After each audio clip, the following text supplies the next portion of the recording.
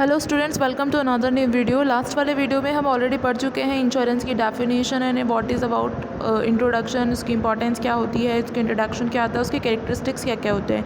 सो आज वाले वीडियो में हम पढ़ने वाले हैं इंश्योरेंस के डिफरेंट स्कोप्स के बारे में। इंश्योरेंस के काफ़ी सारे टाइप्स होते हैं, उसके बारे में आज हम अच्छे से डिस्क्राइब करके पढ़ने वाले हैं। Basically there are the 5 types of insurance. पहला इंश्योरेंस होता है अपना लाइफ इंश्योरेंस, दूसरा होता है हमारा फायर इंश्योरेंस, तीसरा मरीन इंश्योरेंस, फोर्थ है सोशल इंश्योरेंस और फिफ्थ है मिसलेनियस इंश्योरेंस।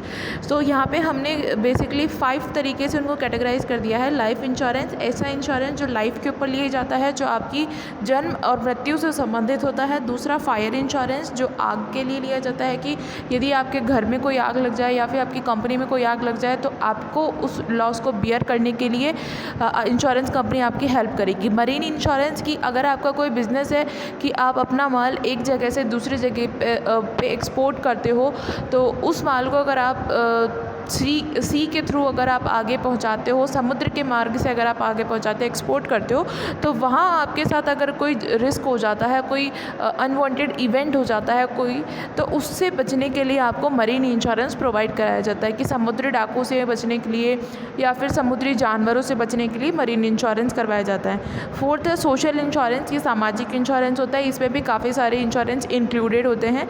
फिफ्थ है मिसलेनियस, इसमें भी बहुत सारे इंश्योरेंस इंक्लूडेड होते हैं। सो हम एक एक इंश्योरेंस के बारे में अच्छे से डिफाइन करके पढ़ने वाले हैं। सबसे पहले आता है अपना life insurance.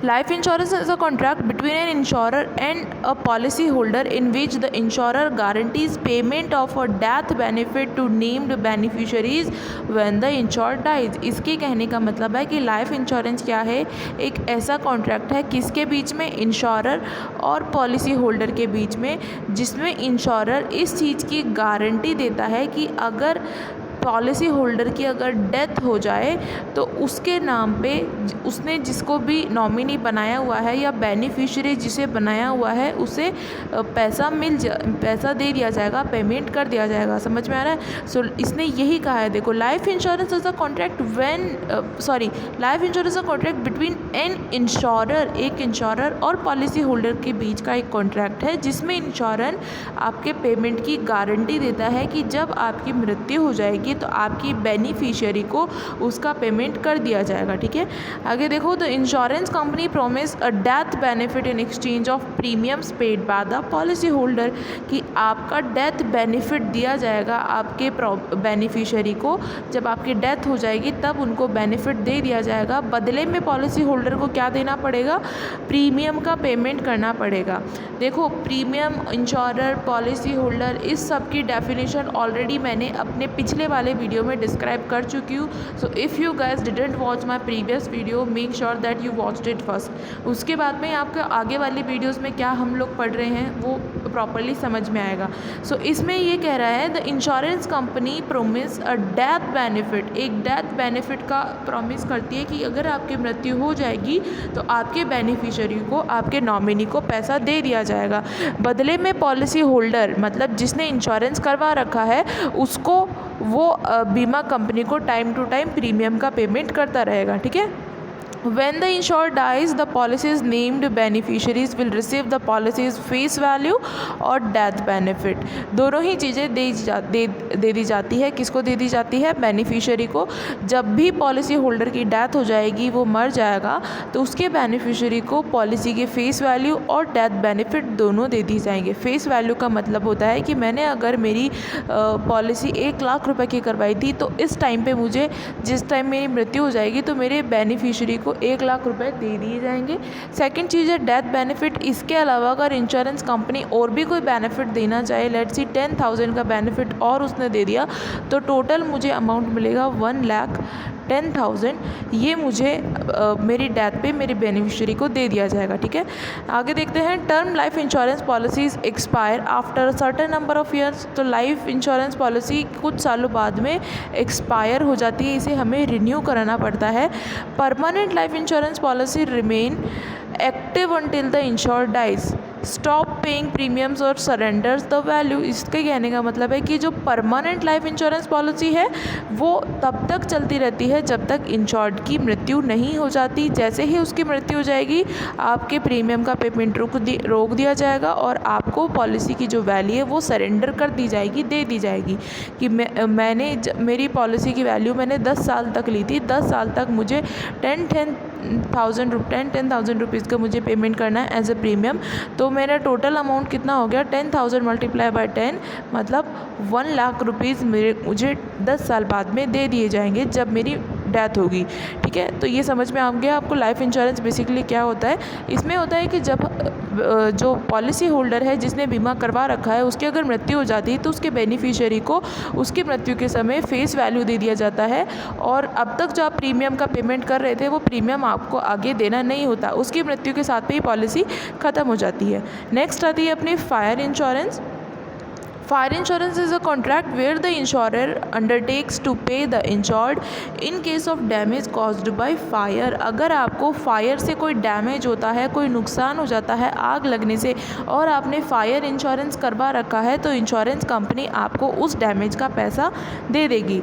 To claim fire insurance 2 condition need to be met. अगर आपको फायर इंश्योरेंस के लिए क्लेम करना है तो 2 कंडीशन आपको फुलफ़िल करनी पड़ेगी। पहली कंडीशन है there must be actual loss due to fire. वास्तव में आग से ही लॉस हुआ होना चाहिए और किसी और चीज़ से अगर लॉस हुआ होगा तो फायर इंश्योरेंस नहीं दिया जाएगा।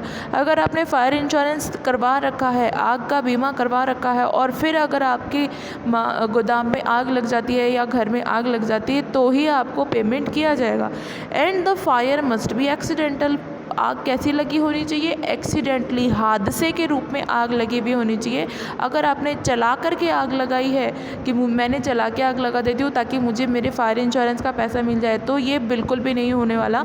आपका जो फायर है वो एक्सीडेंटल होना चाहिए, आग जो है वो एक्सीडेंटली लगी होनी चाहिए।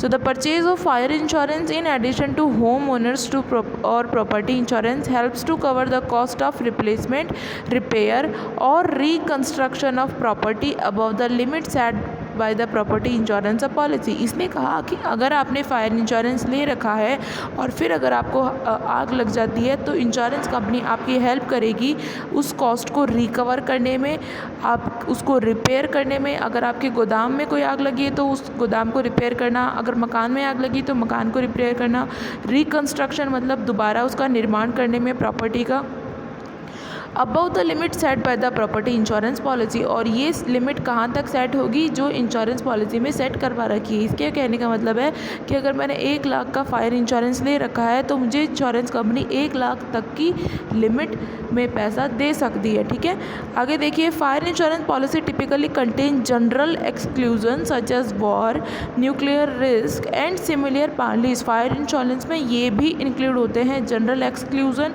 अगर कोई एक्सक्लूजन हो गया है, कोई वॉर हो गया है, न्यूक्लियर रिस्क मतलब परमाणु बम वाला कोई सीन हो गया है, या फिर इसी तरीके की और भी कोई चीज़ हो रही है तो भी आपको फायर इंश्योरेंस दे दिया जाएगा।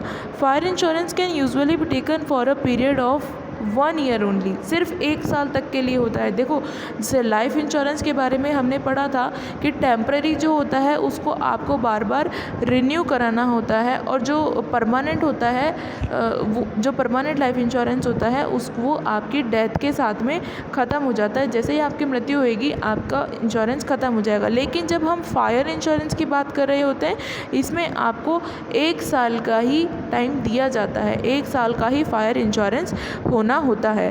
ठीक है, थर्ड अपना आता है मरीन इंश्योरेंस। मरीन इंश्योरेंस का मतलब ऐसा इंश्योरेंस कि आपको समुद्री हानि से बचाने के लिए जो इंश्योरेंस करवाया जाता है वो होता है मरीन इंश्योरेंस।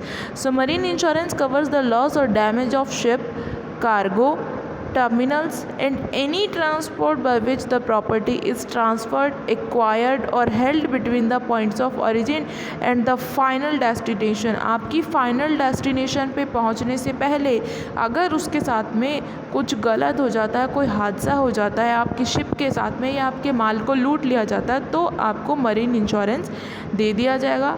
मरीन ये सारे इंश्योरेंस उस केस में होते हैं जब आपने पर्टिकुलर इंश्योरेंस ले रखा हो कि अगर मैंने लाइफ इंश्योरेंस इंश्योरेंस ले रखा है और मैं मरीन इंश्योरेंस के लिए क्लेम करूँ तो ये पॉसिबल नहीं है।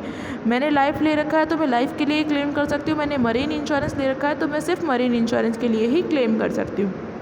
सो मरीन इंश्योरेंस क्या करता है, आपके डैमेज को रिकवर करता है। अगर आपकी शिप को कोई डैमेज हो गया है या फिर आपके गुड्स या सर्विसेज को कोई लॉस हो गया है या फिर आपकी प्रॉपर्टी को कोई लॉस हो गया है, आपकी फाइनल डेस्टिनेशन पे पहुंचने से पहले, अगर आप डेस्टिनेशन पे पहुंच गए उसके बाद में कोई लॉस हो जाता है तो insurance company is not responsible for that. लेकिन अगर फाइनल डेस्टिनेशन पे पहुंचने से पहले अगर आपको कोई लॉस हो जाता है तो उसको वो रिकवर करेगी insurance company. When the goods are sent by air, their insurance is also known as marine cargo insurance। ये तो मरीन इंश्योरेंस का मतलब हुआ जब आपने पानी के थ्रू, मतलब जलमार्ग से अगर आप अपना बिजनेस कर रहे हो, जलमार्ग का मतलब समुद्र के थ्रू अगर आपका माल आ रहा जा रहा है, और अगर बाई एयर, एयरप्लेन के थ्रू भी अगर आपका माल आ रहा जा रहा है तो उसे भी हम मरीन कार्गो इंश्योरेंस कहते हैं। फोर्थ आता है अपना सोशल इंश्योरेंस, सामाजिक इंश्योरेंस होता है ये। Social insurance is a concept where the government intervenes in the insurance market to insure that a group of individuals are insured or protected against the risk of any emergency that lead to financial problem।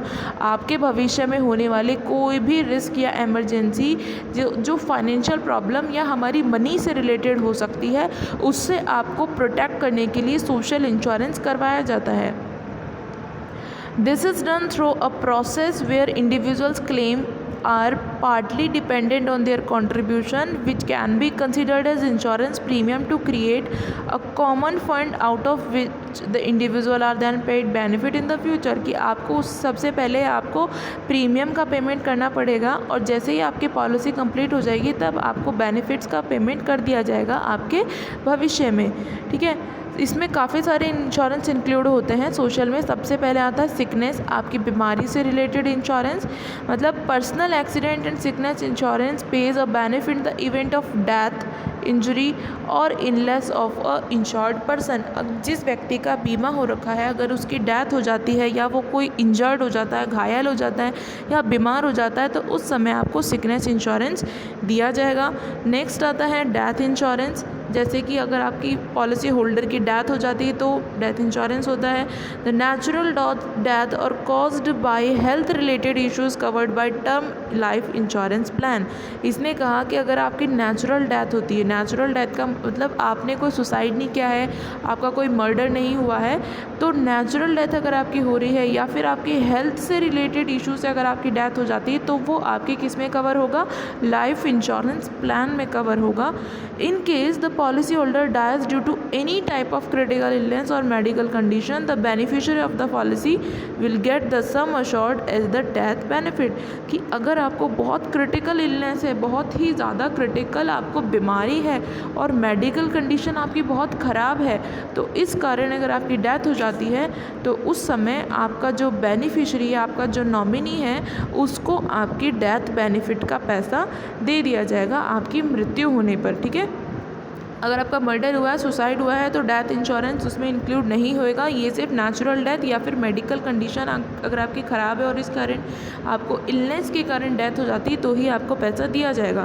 Third आता है अपना disability. अगर आपको कोई disability है, अगर आपको विकलांगता है तो डिसेबिलिटी इनकम इंश्योरेंस और income protection is a form of insurance that insure the beneficiaries earned income against the risk that a disability create a barrier for a worker to complete the core function of their work.